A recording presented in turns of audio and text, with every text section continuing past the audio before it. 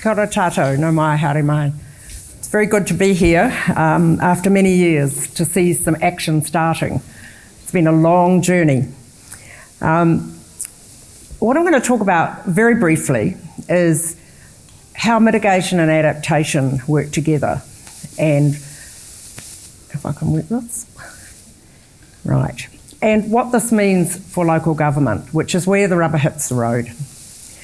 Now, under the Paris Accord, mitigation and adaptation are co-joined.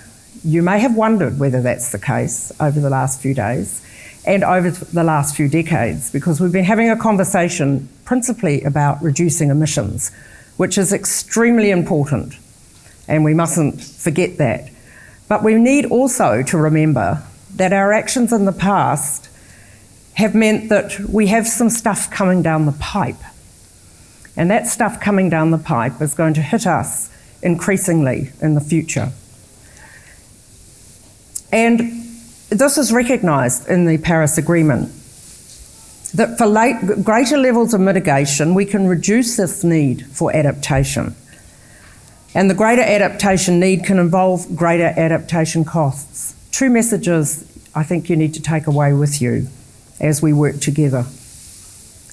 Now, the global adaptation goal, interestingly, starts with building capacity and strengthening our resilience and vulnerability for climate change, reducing vulnerability for climate change, and contributing to an outcome, which we talked about yesterday, around sustainable development, and ensuring that adequate adaptation response matches the reduction in emissions and the meeting of the targets. Now, I just put this up because I think it's a timely reminder. Dave Frame put up yesterday a very similar idea, but as the risk changes, this means that our adaptation's performance declines.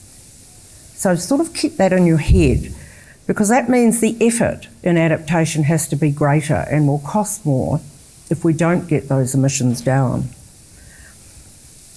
Now, a little tale I found on the web a couple of weeks ago. The government has invested through New Zealand Transport Agency some money into resilience, they call it. And as you can see, the road just north of Dunedin is eroding. And it's been eroding for a very long time, but it's got to the stage where there's a squeeze between the highway and the railway. And so, what are they doing? They've identified high areas and they're going to put $3 million into it, and that will take a whole year to expend. It was strategically important, it was more viable to rather than realign the road now. There were aesthetic reasons for tourists, well, domestic tourists, driving between Dunedin and Christchurch. And the question really is, these are pretty much short-term goals, and it's sort of fix-up stuff, and that's in the name of what we call resilience. So the question is, how much are we prepared to pay, and when? Do we pay it now, or do we continue the patch-up and pay more later? Because the sea level's going to continue rising. It's not going to stop. And as the graph at the bottom shows, that erosion is really a fairly temporary problem, and that the inundation from the sea is going to dominate as we move out through this century. Now, what have we been doing about this issue in the research space? The Resilience Science Challenge, the Living Edge in the Hawke's Bay, which I'm sure you've heard about, has had a collaborative governance arrangement with iwi, with the three councils, and they have used new tools which have been developed through both the Resilience Science Challenge and the Deep South Science Challenge to develop a coastal hazards strategy. And we've been testing out new decision tools around dynamic adaptive pathways planning, using multi-criteria analysis along with real options analysis to test some of the pathways and options. And we have deconstructed what managed retreat means, because most people thought when we went into this exercise that it was something that you did now, and it was real scary and you moved people. Well, I got one of my students to deconstruct it, and he came up with the components of managed retreat, which I have put on the left-hand panel, which starts with community engagement, which starts with identifying people's values and planning and preparing, and that may mean purchasing property now, where people may move to in the future. The active retreat phase doesn't start for some time out, and the costs that continue would be the clean-up and potentially repurposing those areas where we might retreat from. But there are a number of issues that have not been worked through, and as Tony Ranson mentioned yesterday, there's the whole question of the timing of the costs, where do they fall, on which authorities, which groups, which individuals, and importantly, how can we avoid moral hazard? Why should we pay for someone who chooses to live right near the coast today for moving in the future? Sea level rise is a foreseeable risk, which raises questions about whether insurance will continue to cover inundation at the coast. So who pays and when? And these are really important issues to be working through. In the coastal theme going forward, we've just completed some work on what would it mean to relocate or redesign and change and retreat a stormwater and wastewater system network. And I had a student investigate this, and that information is available to those involved on the ground who are dealing with these problems. We're trying to develop fit-for-purpose economic evaluation tools, and we're developing what we call signals and triggers for managing retreat.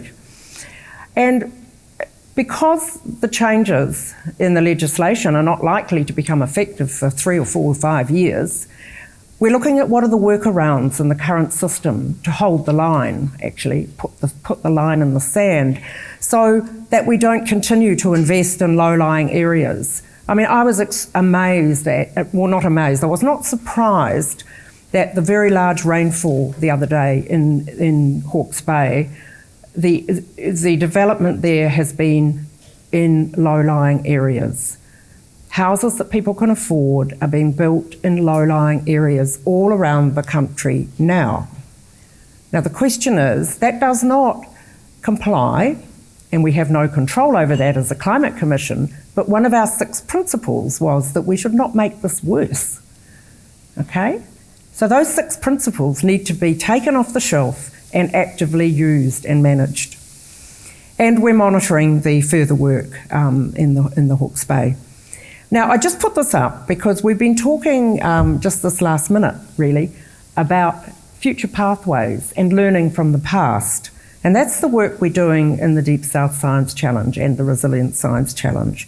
And we have this notion of a metro map with pathways, with options, with the ability to shift between them and to test those against future scenarios.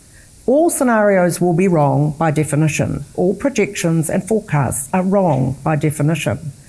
So we shouldn't force people to give us numbers, to give us what it will be like in the future.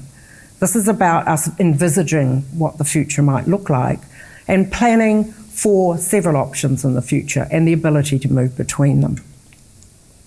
And we have some guides for monitoring signals and triggers, which can give us warning before we have to change path. And the coastal guidance document, this round document, has a process for helping the decision makers. And I'm sure we'll hear more from Paula later. Now, just to finish, because I want to leave time for the panel. One of the biggest lessons we learned from the Hawke's Bay area was the need to build trust. It took almost 6 months before the community panel, believed what they were hearing and had confidence that it would be taken into account. And then they became advocates for those on the front line who were immediately and imminently affected. And the value of iwi Māori as governance partners for their perspectives and also for their governing ability, learning from the past and thinking forward very long term in the future. And there was a clear decision-making framework and tools available and a process that was set up. And so we learnt a lot from that, which is translatable into simple conversations or more complex conversations. Now, going finally to the progress we've made. Now, we heard about this yesterday, but I had this slide ready a long time ago and updated it as to what progress we had been making. We now have the national risk assessment, it's done, the adaptation, the national adaptation plans in preparation, a monitoring and reporting framework, which the Climate Change Commission will be responsible for monitoring the adaptation plan, has yet to be done. The Climate Change Response Act is done, and the freshwater management activity has to take climate change into account. The adaptation funding work is only just starting, and the Productivity Commission report on local government costs has been done, and the Randerson report's been completed. But there's a lot yet to do. Now, just pause for a minute at that diagram on the left. That came out of the Climate Change Adaptation Technical Working Group, which recommended to government this framework, which is now in place, almost. But there are some very important gaps. And these gaps are principally around capability and capacity. We do not have yet the link between the National Adaptation Plan and the risk assessment with where the rubber hits the road, which is at the regional and local level. We haven't got integrated analysis across council silos with their consultants and across all these decision domains that the regional councils have responsibility and the local councils. Forestry, biodiversity, pest control, water management, coastal management, and health issues that come out of those things, flood risk management and lifelines. They are not well connected. Some councils are doing better than others. There are not good mechanisms for sharing experience and sharing funding responsibilities and liabilities across jurisdictions. And I pause for a minute again with Hawke's Bay. They have not yet decided who is going to strike the rate to deal with this, deal with the hazards. And so this takes leadership, and it takes leadership at all levels. So one of the things that local government have been talking about for a very long time is having an accessible portal for information, for training, for education, for capacity building. And that is one of the biggest things that needs to be built right now. And that needs to be done with Māori, in partnership, right at the start. So I really was heartened by the activities that I heard in the last session. And we still have research gaps, and those are some of them. But most importantly, my last slide, there is a new paradigm ahead, and that is one of change and dealing with a world where that risk is changing. And that's both for mitigation and adaptation. And one of the biggest barriers to that is that most of our institutions and the way we do things is reactive. Okay? It's not preemptive, and it's not anticipatory. And that's where we need to shift. Otherwise, we are not going to be able to deal with these risks as they intensify, become more frequent, and we don't have time to recover in between. So my plea is embrace the change. Thank you.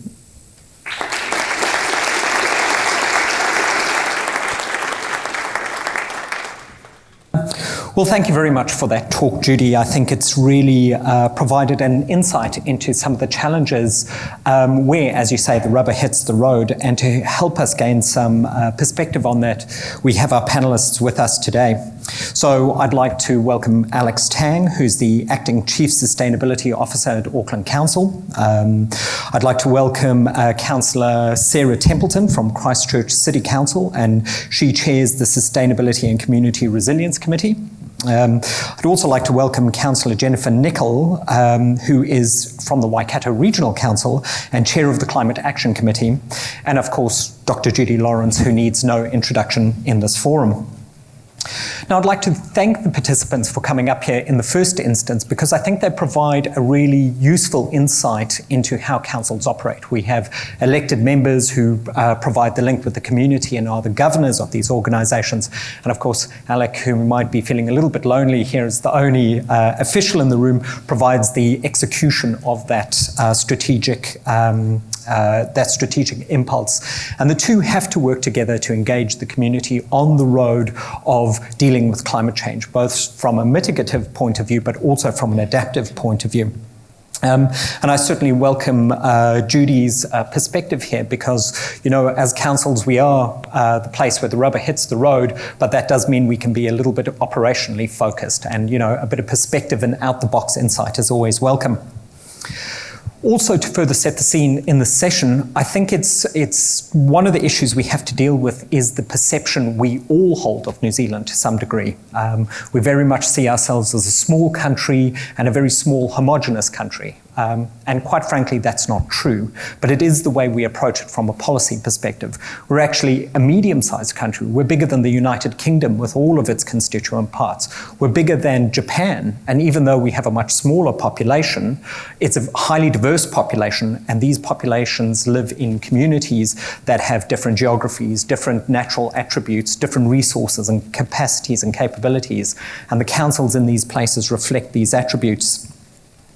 So I think to get this conversation starting, it would be really useful for the audience to get a bit of an insight into the unique risks that different parts of New Zealand face. And to start this off, I think I'll focus on Alec here. As the representative for Auckland Council, which is, somewhat weirdly our biggest metro council, but also simultaneously a large rural council with a significant amount of coastline, how are you looking at the unique challenges in this space from a mitigation and adaptation point of view? Kia ora. Tēnā koutou kua whakaroka mai, ngā mihi nui kia koutou, e mihi ana o ki ngā mana whanua huri noa o Tāmaki Makaurau. Thanks, Jason. I mean, it's a really great question, and to be honest, I feel like having heard Johnny speak about the work that we've been fortunate enough to do with him on Te Tarakia Tawhiri, Auckland's climate plan, I mean, that really set the context of how we've tried to address both the mitigation and the adaptation side of things.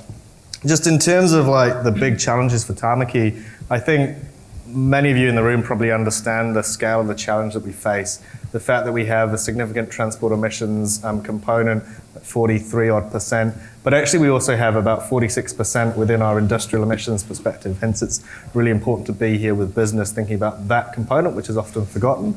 You've talked about coastal, you've talked about like the flooding side of things, community resilience, and this big thing around sprawl is probably one of our biggest challenges that we face. But to be honest, when I took the question, my biggest concern is that we're addressing this issue in the same way that we've addressed every other environmental or social issue that we faced in the past, and just try to think about how do we continue our current business model with a little bit less impact.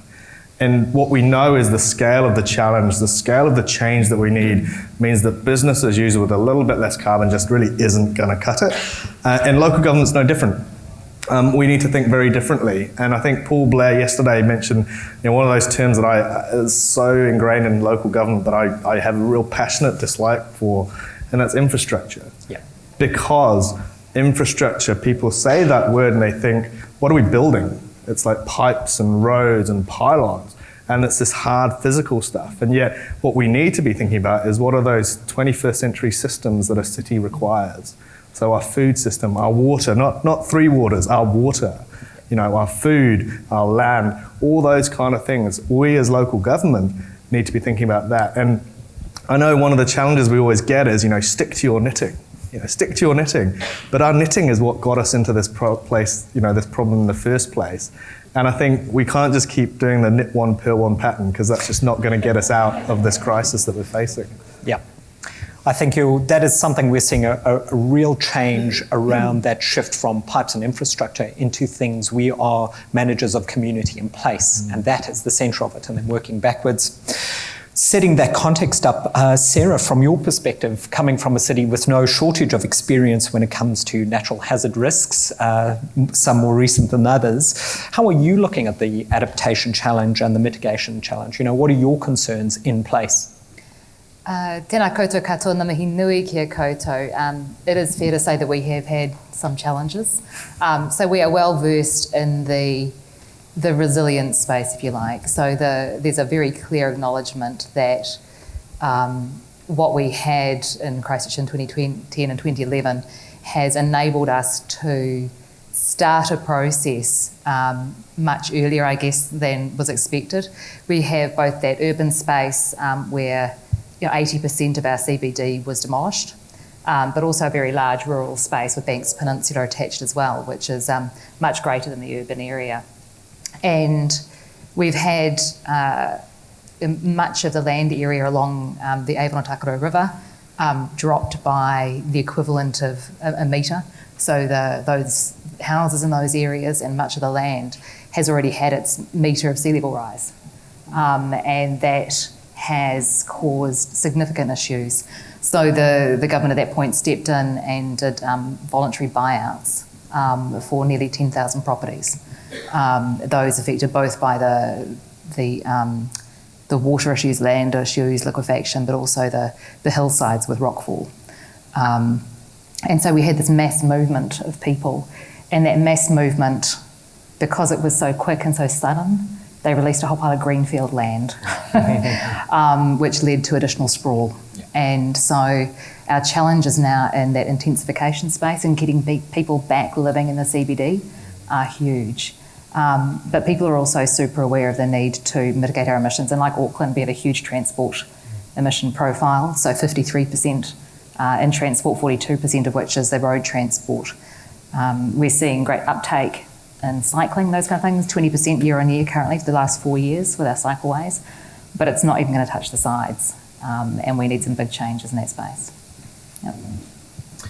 As the odd one out, technically speaking, Jennifer, coming from a regional council perspective, how is Waikato Regional Council looking at this? Because this audience accepted, a lot of people think councils are councils, but there's actually quite different roles between territorial councils, unitaries, and regional councils. So your perspective is quite different, I suppose. Absolutely, something I've just in my first year of being on the council, I've learned is how much there is to learn about a regional council. It seems to be this place where a whole variety of things get put that somebody needs to do that isn't already in the city or district council bucket.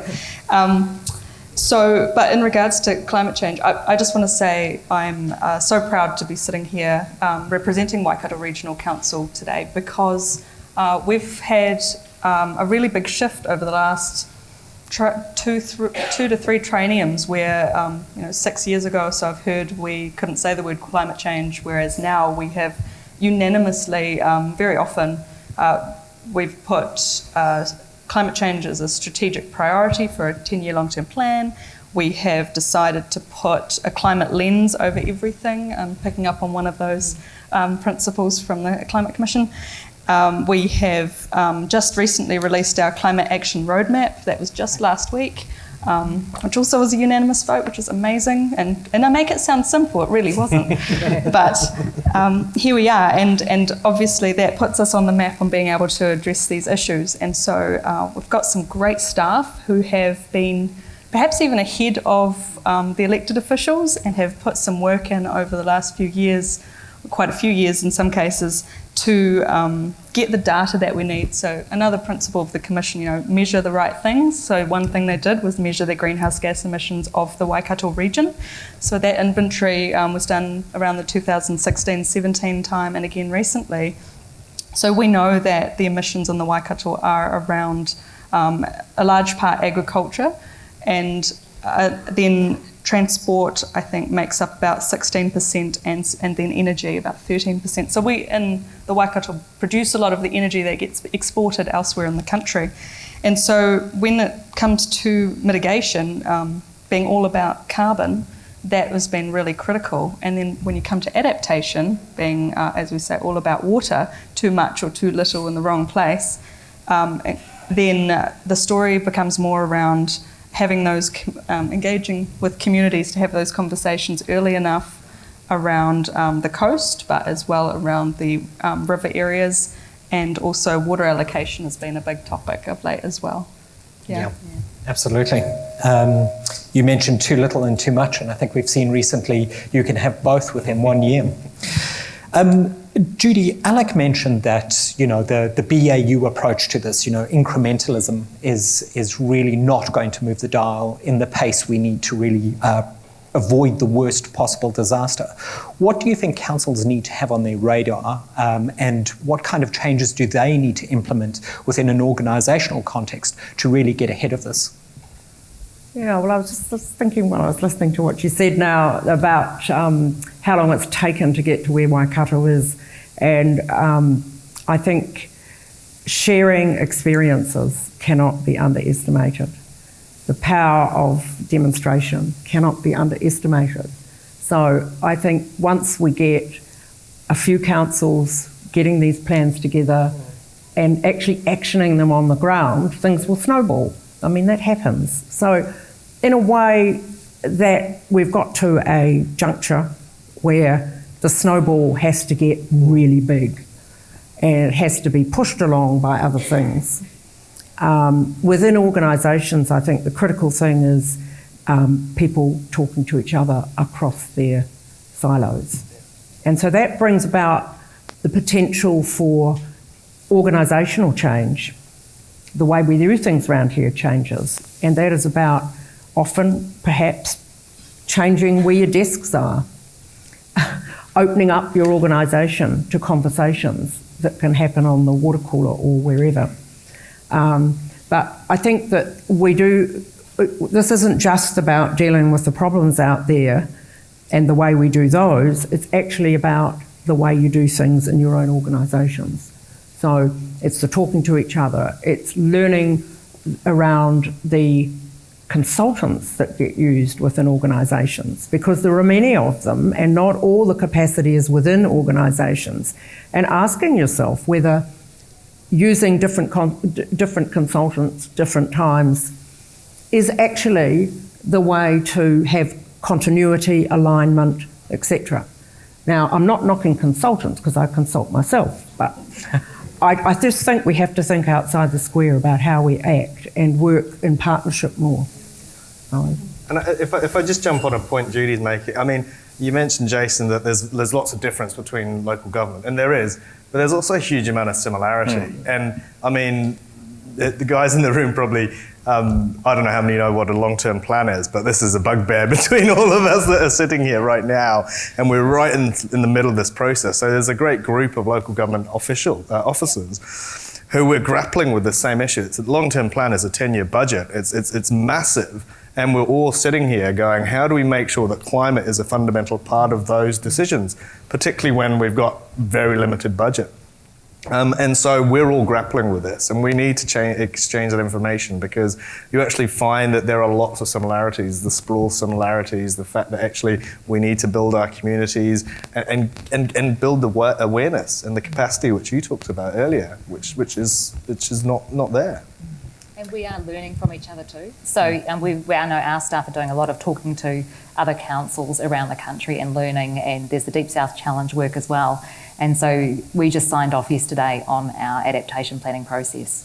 And a lot of that's come from the work that other councils have done and what people have learned from that. And that's been really important. Yeah. And I've got to second that as well around the fact that SDG 17 around partnerships. I mean, I've got two fellow panellists wearing the SDG little badge. It is just part of that different way of doing things, especially when budgets can be combined and credibility of belief in a project can be combined. I mean, with this project, and sometimes these things can just be reports, but the idea is to read them and see where you align so that you can partner on projects together. So I couldn't support it more.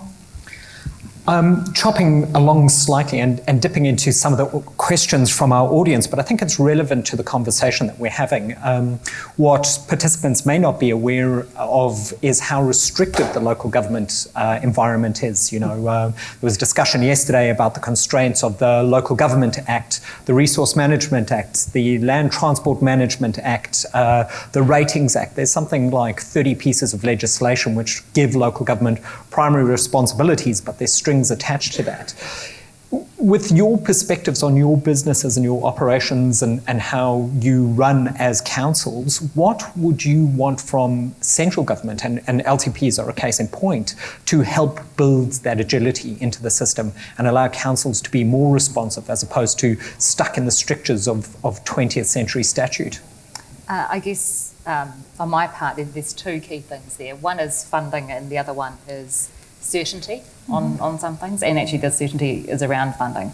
So the current funding model for councils incentivises councils to not spend a lot on infrastructure because they have ratepayers who are calling for low rates, and most of the infrastructure that's needed is not seen. And so apart from road smoothness, which is a big deal in Christchurch right now,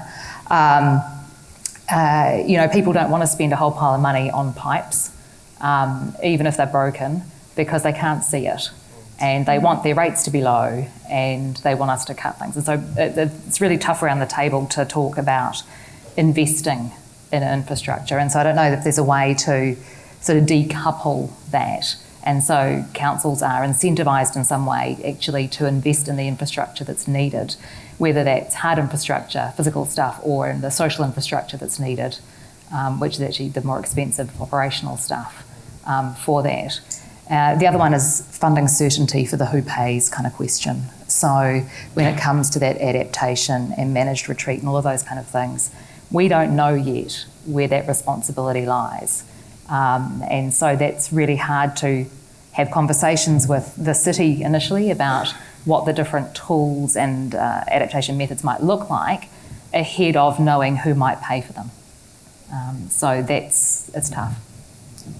Yes, I would agree. That certainty also coming from guidance when it is on an issue bigger than a city district or region. So, and climate change just is the most obvious example of that being a global issue. So, welcoming the RMA review recommendations to talk about things like spatial planning and so forth, because then we can get onto the same page. And when you want to partner, even between councils, if there's a spatial plan that you can match up with, that really helps. Yeah. I'd just throw in, I 100% get certainty and we need that, but we're in a really uncertain place, and it will be, that uncertainty is just going to continue. And so I guess the challenge is being able to tackle these bits of structure and not be, this sounds bad, rebellious me, not be too beholden to that and not think that we're going to get something the same. You don't want to just take a box, dismantle it and just build another box over here. And I think that's the difficulty that we face. And I think we've got to recognise, whether we're business or local government, that this is just what we're seeing. Like the whole conversation about post-COVID, this is just reality now. And that what we've seen before was almost a mirage. Like we're now seeing what volatility, what uncertainty actually means, and we're just going to have to respond. And currently the systems that we've got are really inflexible. So people want council to be more flexible, more innovative and those kind of things. But then we go out to try and do something, it's like, oh no, you've got to spend a really long time planning and consulting and then going back to and it's actually, you can't trial something fast and work through that process. Innovating Streets has been fantastic. That's been really, really good for that change in process, sort of experiential consultation where you can make some quick changes to streets. But if you're not using that specific process with that funding, you still have to go out and consult if you're putting in some, planters for 5 years. And I think that kind of, how do we be more tactical and, wander around the streets of Auckland? It's an interesting experiment which is going on out there. But that place thing, that people and place, and how do we actually make our communities recognised? And you are all part of a community, and we have this kind of funny separation of business from government, but all businesses are people. And I think Courtney was talking about businesses being people, and people live in place. And so it's how are we building these places that people actually realise are theirs and not just the domain of a few others. And working with business, that partnering thing is really important too. Yes, that's what I was about to say, because local government is not just boring. That's what a lot of people think. And even me, before having the bright idea to stand for it, incredibly enabling as well. And so we've got these skills, and I mean, we've got amazing staff, we've got amazing mandate at times, we've got legislation that allows us to do things. And so if that can partner with the more agile business side of life, then you can work through that together rather than just saying, oh, it's all pretty hard. Yeah. So we had a governance direction to do that resource efficiency stuff that we've been doing for over a decade now, on cutting our emissions and lowering costs, those kind of things. And then staff went away and went, okay, so what's our fleet like? What are our fleet needs? And they looked at our small vehicle fleet. We had sort of 57, 58 of them. And they went, well, actually, do we need to own that many small petrol vehicles? And they looked at where they were used for. They talked to businesses within Christchurch and other organisations such as ECAN, our regional council, and they went, right, well, this is our combined fleet need between these businesses. And they put a tender out to market and said, we want a 100% battery electric car share scheme. And that's what we have now. And so we've sold our small vehicle fleet and we share the fleet. So we rent by the hour or by the day where it's needed from Yugo, which is now Zilch, and they're now nationwide, 50 businesses and 5,000 individuals signed up. And City Council employees are now the largest after-hours users as individual members. So there's a scheme where the businesses use them during the day and the council uses it during the day. And then at night time, there's a commuter club, they call it. And the members of the commuter club get to take a car home at night and on the weekends. And so it works really well for the business, and it's a really great sort of public-private partnership. Judy, I think what we're seeing here is the need for councils to change the BAU and move into a situation where they are enablers of change, not resistors to change. And that, I think, segues into a point you raised, Judy, around the predictions about the future, that they are going to be uncertain. And in fact, much of the science that we want hasn't actually been done or isn't robust enough. How do we need to move to a system that is built on more uncertainty and more enabling of uncertainty? And how do we have that discussion with, and a productive discussion with someone like central government on this issue where legislators like to pin things down? Yeah, well, it's interesting you should say that, because just perhaps correct you slightly, climate change is not uncertain. It is principally not uncertain. It's happening. The timing of some of it is uncertain, but there's a lot happening already. We're getting more extreme events. We're getting coastal inundation off storms, admittedly, at this stage, and then in the future, we know what's built in out to mid-century with sea level rise. Okay, so it's just, I wouldn't want you to go away and think that the science is uncertain. There are some areas we don't know, and there are a lot of areas we do know. So, and that's, from the IPCC, it's accepted around the world. How we respond is uncertain. How we respond is uncertain, absolutely. But I think government has already embraced the deep uncertainty techniques that we use, some of the things I showed before. It's in the coastal hazards guidance already. And there is other stuff that can be used as guidance for applying that in practice. We have some demonstrations of it already in Makara, in Wellington, in Hawke's Bay. In NZTA has used it. It's been used in water care services in Auckland, have used it for planning assets. So, the stuff is actually in there, and government has more or less endorsed it through having it in national guidance. And there is a lot of work going on, and there are others in the room probably better briefed on this than I am, but I'm aware that the government departments, some of them are starting to use it for planning cultural affairs, for planning defence, are two examples that I'm aware of. There have been workshops held and so forth.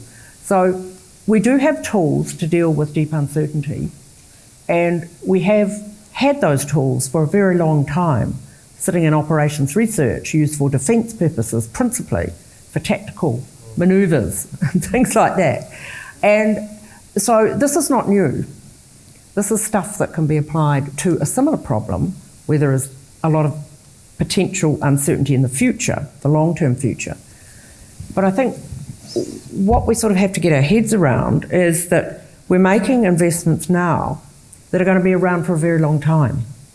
And so we have to future-proof them in some way. And we future-proof them through flexibility as distinct from hardening and strengthening, which is the sort of notion that resilience tends to bring to mind and how it's been practiced in the infrastructure world.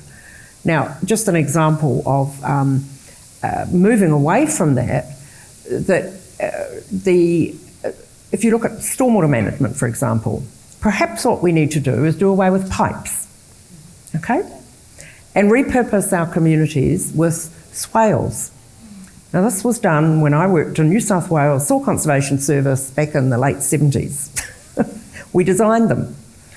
And they were not picked up in New Zealand, perhaps in some locations. But if we're going to have more heavy rainfall and more frequent rainfall, you imagine how big the pipes would have to be. Now, that's ridiculous. So we could repurpose our communities and we could create amenity. And I mean, Christchurch has got this obvious example where these sorts of things have been used. But I think, actually doing it and experimenting with it and showing the demonstration effect, I think could be very effective. And that comes to one other thing, just quickly. Codes of practice are very hidebound. And I heard on the weekend that the codes of practice for stormwater across New Zealand are based on Auckland. Now, I'll stand to be corrected, but it was from a fairly reputable source. Okay? Now, that's rubbish. We need codes of practice that can be applied to the specifics in an area. Yeah. So there's a whole lot of things that need to be transformed, the way we think about things and the way we use codes and the way we plan. Yeah. And that's qualifying my question slightly. I wasn't questioning the science. But we have a legislative system that wants certainty, and yet we know what the effects of climate change will be. We just can't say definitively when they'll be, for example, or whether what a water flow on a river will be like in 50 years, factoring in somewhere between heavier rainfall in winters and less rainfall in dry summers.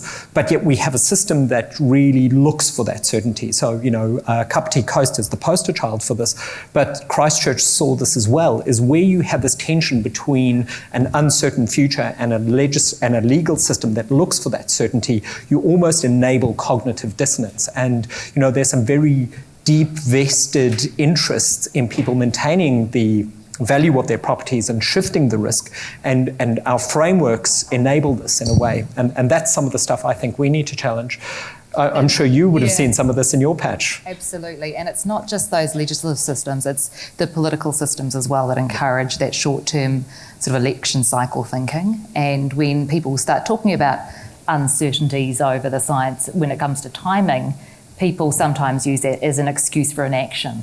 And that's a real issue around the table at times, especially when you're making the long-term plan decisions. And it's not just the 10-year long-term plan we're looking at. We've got these 30-year infrastructure strategies. And we've got, that takes us to past 2050 now, when we're supposed to be net neutral. Christchurch wants to have, as an organisation, we want to be net neutral by 2030, and as a city, halved our emissions by 2030. But there's still that short-term thinking around it, and trying to make decisions on those kind of things now is not easy. I'm going to tackle the elephant in the room and look at how we pay for this. I mean, this is the real challenge. We know that councils right now exist in a political environment where we know that rates are 2% of GDP, and they've been 2% of GDP for over 100 years. And yet it's rates that are always in the paper in that political environment. So we know that the appetite for the public to pay more for the kinds of changes we want to see is very limited. So how do we tackle the funding issue behind this? Because as you pointed out, Judy, looking at the Hawke's Bay work, very good community engagement was done, but it stalled when we got to the who pays issue. Dunedin City Council and South Dunedin is also starting to stall on the who pays. This is the one issue that we all seem to be tiptoeing around, and I would love to get your perspectives on this and what suite of funding tools do we need to look at? Yeah, so that's what I refer to when I say it would be really fantastic to have that central government guidance, because ultimately when you're in your own little jurisdiction, that's where the penalties of having a strong opinion on something like that really apply. Whereas when it applies from everyone, central government voice to everyone, it's, I believe, more easily taken up. Yeah, but ultimately I see a fund for adaptation, but yeah, how that is constructed, if I had to pick something right now, it's probably in partnership. Yeah, and the mitigation's another story, and so adaptation's going to take some sort of fund and some sort of government certainty. But when we look at the mitigation space, we're often looking, and Paul Winton was talking about this yesterday, right? We're often looking at really expensive hard infrastructure projects, but actually you can have some really cheap, really effective mitigation and lowering your emissions when you get behaviour change. You know, if people work from home 1 day a week, that doesn't cost the council or ratepayers anything. There will be some businesses in town who will struggle with a few less coffees, but the ones in the suburbs will pick up. And actually that lowers the transport emissions enormously, really quickly, without spending a lot of money. And so switching how we think about the types of things we do and trying to get those behaviour changes, I think is really important. One of the problems with that is that that's an OPEX spend. And I know in Christchurch City Council, I don't know how many of you know how local government works. So capital spend is relatively easy because we look at it, it's intergenerational, we borrow over 30 years. And so at the moment in Christchurch City Council, $125 million of new capital spend in 1 year is 1% on rates. But operational spend is the day-to-day running of the city and its grants and its communications, that kind of stuff. 5.2 million is 1% on rates. And so there's a big disparity in there. And so it's more difficult to spend that soft behaviour change money than it is to build infrastructure. The other thing I'd throw in, and it's this narrative around cost versus investment. And the previous panel talked about, you know, future cost or avoided costs and what are we looking into the future and what's the impact that we're going to bear. And so I think we've got to remember that as well, you know, in this kind of, we're seeing it now. We're seeing 30 plus years of underinvestment in our assets, and we're having to deal with that as it is. The other thing that I'd say is, you know, this is a public discussion. So, and it needs to be a public discussion. And each and every one of you in this room are part of that discussion. And I think we need better knowledge within the debate about what are rates? You know, what are we paying for? What are we investing for? And at the moment, that conversation is often skewed by, you know, certain voices. And I think there's a large group of people who understand the challenge that we face, hopefully, which is why you're in here. You know, understand what we need to do if we're going to come with any cooey of halving our emissions by 2030 or 1.5 degree future, and also what we have to prepare for in the future. And that needs to be heard because our elected members need to understand that this is actually common knowledge and that we actually understand this and we're backing those kinds of decisions. If I can add to that, we are in desperate need of some good visuals and some visions of what that can look like to do good mitigation. So, and that's an example here where perhaps it's more a city or a district council thing, but I'm putting my hand up there, regional council, I'm keen to partner, that if you can, at this local government level, so often play with what does the community look like in 10 years, 30 years, that's something that's really hard to do for business because, people will probably think you have an agenda. But when it's from community for community, that's okay to play. And so we need to see what that looks like in order to be able to say, do we like that, do we not like that, and are we willing to pay for it? So at what level? Yeah. We've just started that conversation in Christchurch, so we're just going through our Greater Christchurch 2050. So we've got a Greater Christchurch partnership, which is Christchurch City Council partnered with Environment Canterbury, our regional council, as well as our neighbouring districts, Selwyn and Waimakariri, for our urban area for the most part. So it includes Rangiora, Rolleston, those kind of areas.